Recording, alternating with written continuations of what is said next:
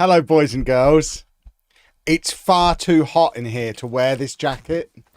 However, if we've got any accountants in who can tell me how long I need to wear it for so we can call it a business expense, I am using it specifically for entertainment purposes to troll Topher mainly. I figure I can wear this lovely jacket whilst we watch Spurs take another step towards relegation tonight. And then the £80 I spent on this can go through the books. But was it 80 quid? It's a nice jacket though, isn't it? What a lovely jacket. I tell you what. It's very pleasant. It's very thick. It's very warm in here. Oh. Topher, do you want one? You prefer QWERTY, you say? It's interesting you say that. I am wearing a QWERTY shirt. So, I do have a QWERTY affiliate link. After 10 years of promoting QWERTY gear on all my channels, I actually have an affiliate link now. Or an affiliate code, a discount code. What's the technical term for it? There you go. Business expense. Discount code Block Party gets you 1 unit of currency off. Be that $1, a pound, I couldn't remember our currency, or a euro, depending on what your local currency is out of those three. Discount code Block Party gets you some pennies off, and I earn a little commission on anything you spend. This is a QWERTY t-shirt. I have many of them. So, finally, after all these years, Finally. Anything else I need to promote? I just can't remember. Oh, that's refreshing. Oh, that's refreshing. Oh, that's delicious. Lovely stuff. Very nice. Now, you say the label's the wrong way round. Was the label the wrong way round? Or did I do it on purpose to make you all be like, oh no, the label! So you were all looking at it. I know how to market a beverage. A delicious, refreshing beverage. I've actually got two on the go. This one is my iced tea that I normally have. This one, see, they've both got ice in. You can hear they're both current. This one is the strawberry and kiwi hydration one. So, iced tea, hydration juice. Delicious. They're really nice. Exclamation mark holy in the chat. Hello, everyone. How are we doing? I'm really tired. I've spent the last 3 days making a Lego video, and now I'm very tired. Annoyingly, Adidas do some incredible club merch. Yeah. I mean, you say you wish Spurs had them. I don't know that Adidas do lower league kits, do they? I think you have to be in the Premier League for Adidas to throw any money behind you.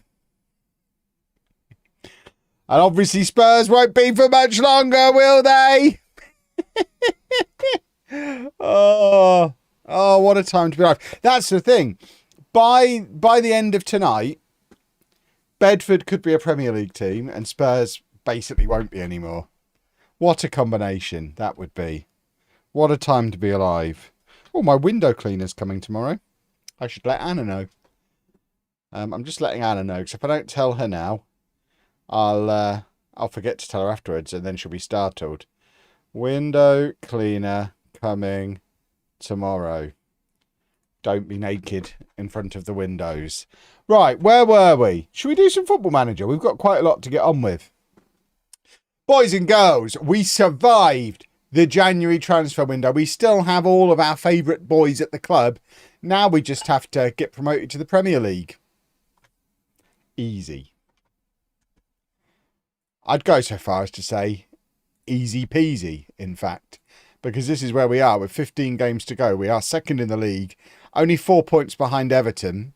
We're a point ahead of Blackburn. The longer this goes on here on Earth 2, the more ever leaving Bedford looks like a mistake. Wigan, who we left for, are now a division below us. Blackburn, who we eventually did get to the Premier League with, are below us in the league. We're actually going to get to the Premier League faster with Bedford than we got there by moving clubs. Because I think it was 2035 we got Blackburn promoted to the Premier League. It's 2033. We're going to be there 2 years faster by just staying with Bedford. which makes a mockery of the whole thing, frankly. But it'll be fine. It's all going to be good. Who are we playing? West Brom, not for a few days though. Let's go a few days into the future. Would I make a video on that? I might do. After Non-League to Legend is finished. I don't want to make a mockery of Non-League to Legend until it's actually finished. We're making... I thought the window had closed. We're trying to sign a player. Who the hell is he? Masahiro Tanui. I mean, I thought the window had closed. We'll take him. We'll have a bit of that. I don't mind. Jay Neal is off to Swansea on loan. We tried to get Jay Neal again. Have I loaded the wrong save file here?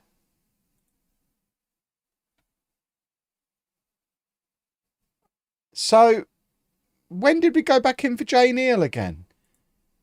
I don't remember doing that. Very confusing. We wouldn't have Rob Harley and Non-League Legend if you'd not moved. That is true. Although, he's not come to us anyway. I guess Rob Harley would just, the name would still be there. It'd just be attached to a different boy. Because I imagine the man himself still would have been a channel member.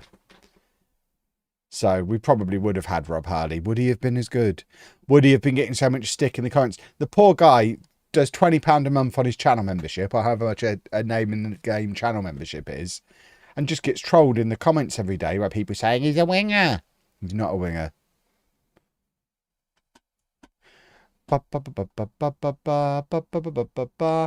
Right, Dan Connor. Why? Right, I don't know why we're still doing transfer window stuff. I thought the transfer window had closed. What is going on? We'll accept that one. Accept. Reject. I'm very confused. Right, Connor's off to Salford. It's deadline day. So why did we end the last stream where we did? I thought the whole point of the last stream was we got the whole window done. Whose idea was this? I had some bricks to play with. I mean, I've got Pokemon to play with now. I've played like 2 hours of Pokopia, and that's all I can think about. I want to get back into it. But I've put it to one side for you people, just so that we can get Bedford to the Premier League. The things I do. Oh. I wanted to get back to Pikachu. That's exactly the situation I'm in today as well. I haven't got a Pikachu yet in Pokopia. I've got lots of Pokemons, though. I'm having a lovely time. I'm currently moistening a pavement so that Slowpoke can walk on it. Spoilers. If anyone didn't know you could moisten pavements, I'm sorry for ruining the game for you. No, right, that's happened again. That's happened. I did that the other day. I've unregistered McNally. Oh, I better not have done it permanently this time. This is how the last stream ended. It's all coming back to me. Because he's retiring at the end of the season, the game automatically unregisters him, even though there's no reason to. Where is he? Get him back in here. He's my starting centre-back. Confirm. Goodness me. I think he's back in. I hope he's back in. Is he back in? Yeah, he's back in. We're good. So how does Pokopia work then? I don't even know how to explain it. It's basically, it is a cross between, there's a little bit of Animal Crossing in there. There's a little bit of Minecraft in there.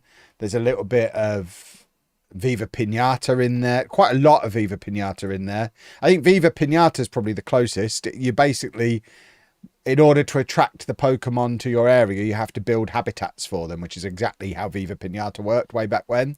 So it's a lot of Viva Pinata, but there's also like exploration, and there's a story going on, and there's the Animal Crossing style, Disney Dreamlight Valley style daily tasks. Yeah, you play as a Ditto, hence I purchased a Ditto. You play as a Ditto who takes on the shape of their former trainer, and you're basically in this post-apocalyptic Pokemon world where all the Pokemon and humans are gone. Everything is smashed up. There's like a ruined Pokemon Center nearby. And there's been no Pokemon and no humans seen for years until you come along as a Ditto and start putting things back together again and attracting the Pokemon to come back. And that's as far as I've got. And it's very cool. It's just on Switch 2. It's the first proper Switch 2 exclusive.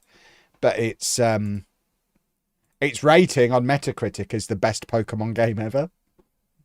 Which is pretty heavy praise for it. But I'm having a lovely time. There's a video on SideQuest about it. New update notes for next week available. We've got an update next week, have we? Is this something I should know about? FM26 update 26.2, did you say? So this is a big update if it's 26.2 to be released on March the 9th. Let's have a look at what we're getting. Display. So 5 million plus database changes since the initial release of FM26. Wow.